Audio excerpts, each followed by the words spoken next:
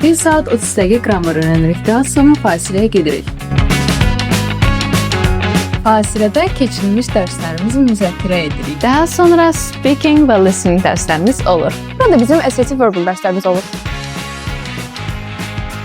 1 saat 30 dəqiqə lecture dərsimiz olur. Daha sonra 75 dəqiqə psixoanaliz dərslərimiz olur. Biraz dincəlirik. Sonra isə praktik dərslərinə qoşulam. Bizim burada IELTS və TOEFL dərslərimiz olur. Grammar və reading writing dərslərimiz 1 saat yarım olur. SAT math dərslərinə qoşuluram. Burada 700 bal bizim minimum skorumuzdur. Biz burada yalnız yüksək nəticələr üçün çalışırıq. CSCA dərslərini bitirdim və indi isə kalkulus dərslərinə başlayıram. Bilirəm ki, bu universitet üçün çox vacibdir və bir çox tələbələr bu mövzuda çox çətinlik çəkir. Amma mən indidən startdan hazırlaşıram. Mən keçən il A2 leveldən başladım. İndi isə B2 leveldayım.